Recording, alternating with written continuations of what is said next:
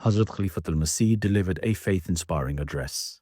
یقیناً یہ خوشی کا موقع ہے، اور جنہوں نے شاید کی سند لی ہے وہ خوش ہوں گے، اسی طرح ان کے والدین بھی خوش ہوں گے کہ ان کا بیٹا آج جماعت کی خدمت کے لیے، اسلام کا پیغام پھیلانے کے لیے، دینی علم کے ذریعے تربیت کرنے کے لیے میدان عمل میں آ گیا ہے۔ بس سوچیں اور غور کریں، یہ آپ کے ماں باپ کی خواہشات ہیں یا آپ کی جامعہ کے انتظامیہ کی خواہشات ہیں؟ یہی خلیفہ وقت کی خواہش ہے کہ جو جامعہ سے پاس کر کے نکلے ہیں وہ ایسے ہوں جو حقیقت میں اسلام کا پھیلانے کے لیے اور جماعت کے افراد کی تربیت کے لیے میدان عمل میں پورا کردار ادا کرنے والے ہوں۔ بس اس بات کو ہر فارغ ہونے والے کو سوچنا چاہیے، یہ سوچیں کہ کیا جماعت کی خدمت کے لیے آپ حقیقت میں اپنے آپ کو تیار پاتے ہیں؟ کیا اسلام کا پیغام دنیا میں پھیلانے کے لیے آپ پوری طرح علم و معرفت سے اپنے آپ کو پور کر چکے ہیں یا کر رہے ہیں یا آئندہ مستقبل میں بھی کرنے کا ارادہ، مصمم ارادہ رکھتے ہیں؟ کیا تربیت کے میدان میں قرآن، حدیث اور حضرت مسیح علیہ الصلوۃ والسلام کی کتب پر عبور حاصل کرنے کی کوشش کر رہے ہیں اور یہ عہد کرتے ہیں کہ آئندہ ہم اس کی کوشش کرتے رہیں گے؟ جامعہ میں 7 سال میں آپ نے اس علم کو سیکھنے کے لیے ایک ابتدائی کوشش کی ہے، اور جامعہ کی تعلیم کے دوران صرف بنیادی علم ہی دیا جا سکتا ہے۔ 7 سال میں اگر آپ کو خیال ہے کہ آپ علم حاصل کر گئے اور پرفیکٹ ہو گئے، یہ نہیں ہو سکتا۔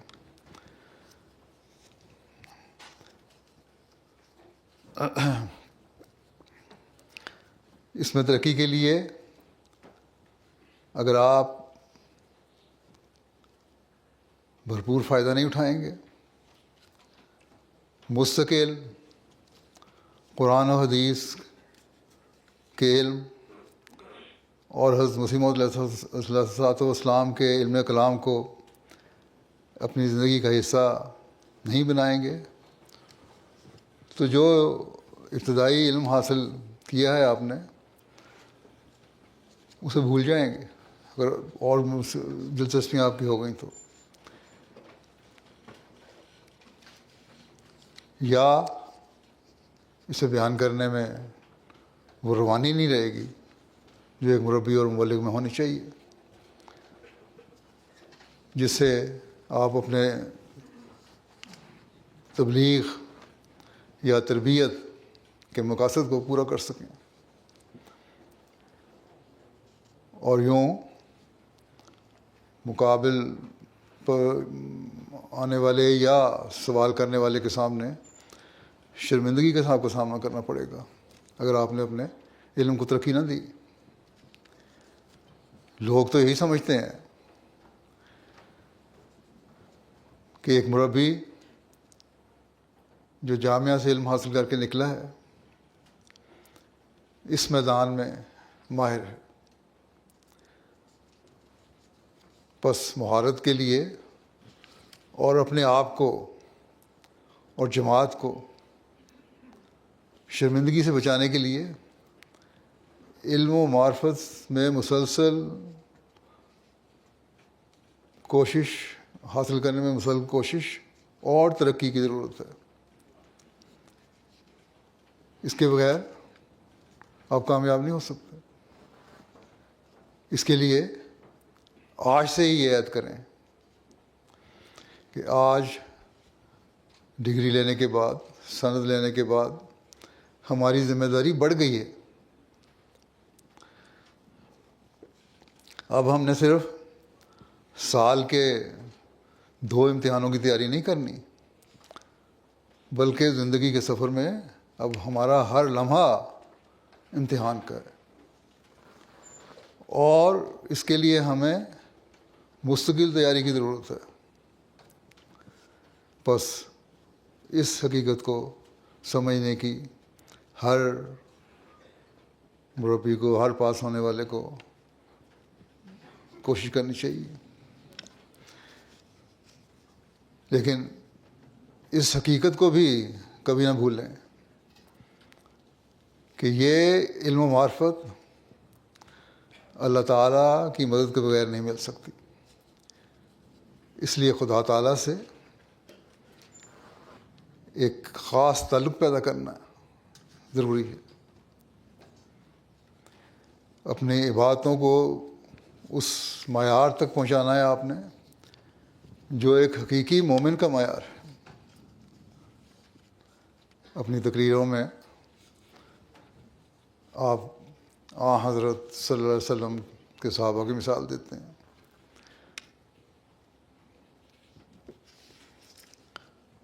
حضرت مسیح علیہ السلام کے صحابہ کی مثال دیتے ہیں. تو پھر ایک مربی اور مبلغ کو یہ کوشش کرنی چاہیے کہ یہ مقام وہ خود بھی حاصل کرے. تبھی حقیقت میں آج جامعہ سے حصول تعلیم کے بعد سند لینے کا فائدہ ہے.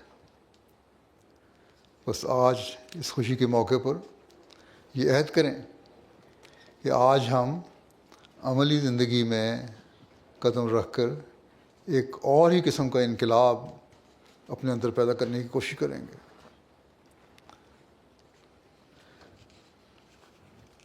ہماری ترجیحات ہماری دنیاوی خواہشات نہیں ہوں گی، بلکہ روحانی اور علمی ترقی کا حصول ہوگی. جب یہ ہوگا تو یقیناً آپ ان لوگوں میں شامل ہوں گے جو حضرت مسیح موعود علیہ السلام کے مشن کو پورا کرنے کی کوشش کرنے والے ہیں. مربی آن جو ہیں وہ اپنے آپ کو دیکھیں. آپ ہمہ وقت وقف زندگی ہیں. اپنا جائزہ لیں کہ ہم ہمہ وقت ہیں، کہ کیا ہم نے وہ معیار حاصل کر لیا ہے جو ایک وقف زندگی کے لیے ضروری ہے.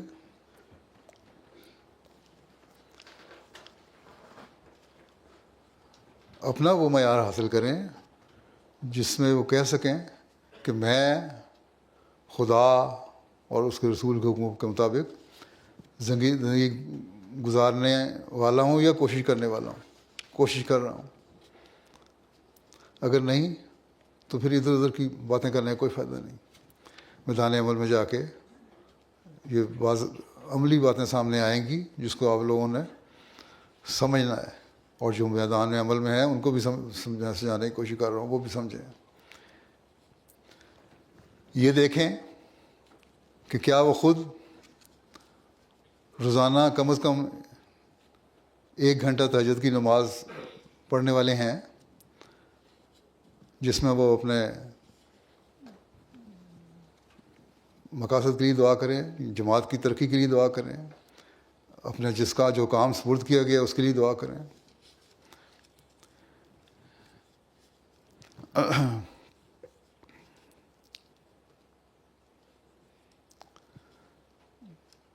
یہ مربی کو دیکھنا چاہیے، کوئی جائزہ لے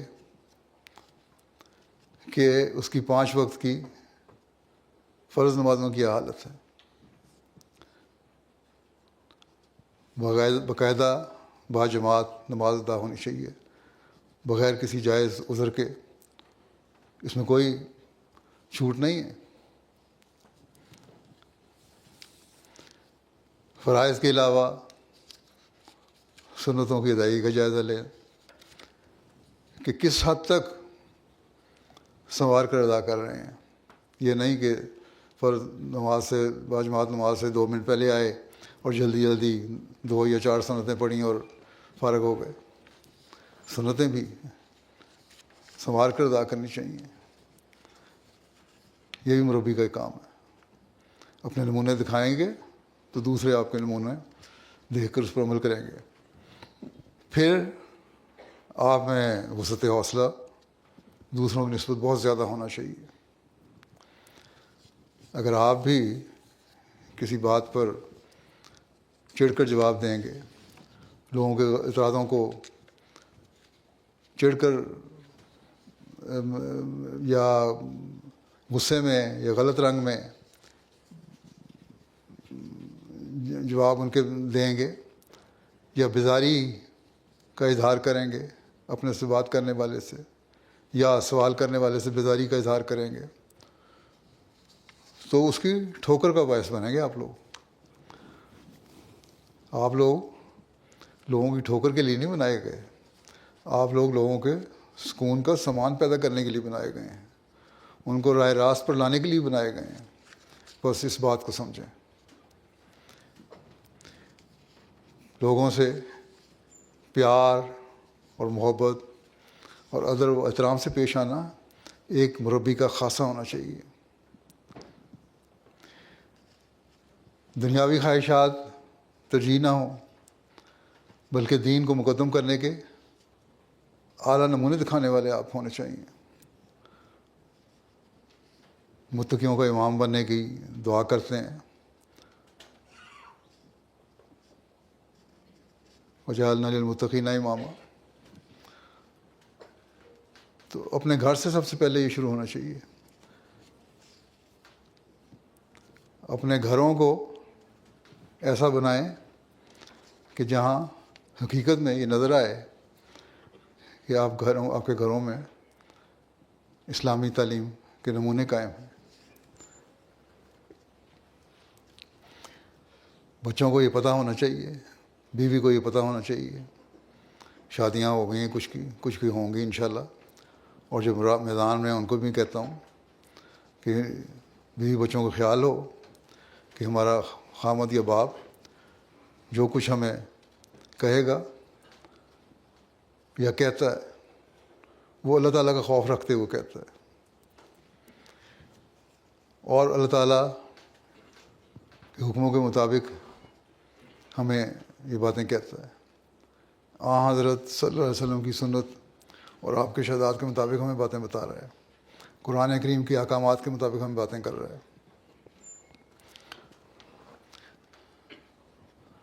بس یہ ہمیشہ یاد رکھیں کہ روحانی ترقی گھروں کے لیے وہ چیز ہے جو آپ کے گھروں کو بھی سکون دے گی. اور ہر واقعی زندگی عورت کا خامن یا وقف زندگی، ہر واقعی زندگی باپ کا بچہ یہ احساس رکھے گا دل میں کہ ہمارا والد ہمارے لیے، ہمارا باپ ہمارے لیے نمونہ ہے. آج تو جماعت کے اپنے وسائل ہیں، اپنے وسائل کے لحاظ سے مربیان یا وقف زندگی کا بہت خیال رکھا جاتا ہے. چند سال پہلے تک یہ حالت نہیں تھی. گھانا میں رہا ہوں، وقف زندگی کا الاؤنس مشکل سے مہینے کے لیے پورا ہوتا تھا. بعض وقت تو مشکل سے 15-20 دن کے بعد تک بھی نہیں چلتا تھا. لیکن میں نے بہت سے واقفین کو دیکھا ہے، وہ اسی میں خوش تھے. کبھی انہوں نے شکوہ نہیں کیا، اس لیے ان کو پتہ تھا کہ ہم نے اپنے بیوی بچوں کے سامنے جو نمونے بیان کیے ہوئے ہیں اور جو وقف زندگی کی اہمیت بتائی ہوئی ہے، اس کی وجہ سے یہ ہم سے غلط مطالبات نہیں کریں گے. جب غلط مطالبات گھر سے نہ ہوں تو بے چینی بھی نہیں ہوتی. بلکہ مجھے یاد ہے کہ جب میں گھانا جانے لگا تو مولانا محمد شریف صاحب سے سیکرٹری نصرت جہاں، انہوں نے اپنے واقعات بیان کر رہے تھے. فلسطین میں مبلغ رہے ہیں، گیمبیا میں رہے ہیں بڑا عرصہ. کہتے ہیں وہاں ایسے حالات ہوتے تھے ہم پہ کہ سالن پکانا تو مشکل بات تھی، ڈبل روٹی لیتے تھے اور پانی میں بھگو کے کھا لیتے تھے. اس طرح بھی گزارا کیا مربیان نے. آپ لوگ تو بڑی سہولتوں سے رہ رہے ہیں آج کل. اس لیے یہ سامنے رکھیں باتیں اور سوچیں اور سمجھیں کہ اللہ تعالیٰ کے جو اتنے فضل ہیں، اتنے احسان ہیں، اس کو شکر ہم نے کس طرح ادا کرنا ہے. اللہ تعالیٰ بھوکا نہیں مارتا. میں نے دیکھا ہے، ہم بھی وہاں رہے ہیں بس کٹن حالات میں. اللہ تعالیٰ خود ہی انتظام کر دیتا ہے. اور کبھی یہ نہیں ہوا کہ رات کو بھوکے سوئے ہوں. بہت سارے مربیان نے بہت قربانیاں کی ہیں وہاں. اپنے آپ کو ہم وقت قربانی کے لیے تیار کریں. یہ عہد ہے جو حقیقت میں خوشی مہیا کرنے والا ہے، نہ کہ آج کی سند لینا. کیونکہ ایسے لوگوں کے ارادے ہیں، ایسے لوگوں کے عہد ہیں جو پھر دنیا میں انقلاب پیدا کرتے ہیں. اور آپ نے اپنے آپ کو مسیح موعود کی واقف زندگی کی فوج میں اس لیے شامل کیا ہے کہ ہم نے تمام دنیا میں خدائے واحد کی حکومت قائم کرنی ہے، اور دنیا کے کونے کونے میں حضرت محمد رسول اللہ صلی اللہ علیہ وسلم کا جھنڈا لہرانا ہے. بس یہ عہد اگر کیا ہے تو اس کے لیے عملی کوشش کی ضرورت بھی ہے. اور جب یہ عملی کوشش ہوگی تو یہ کوشش آپ کو خدا تعالیٰ کے فضلوں کا وارث بھی بنائے گی. اور جس کو خدا تعالیٰ کے فضل حاصل ہو جائیں اسے اور کیا چاہیے. اللہ تعالیٰ آپ کو اور ہم سب کو یہ توفیق دے کہ یہ فضل حاصل کرنے والے ہوں.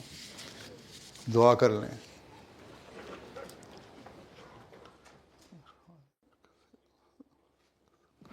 آمین.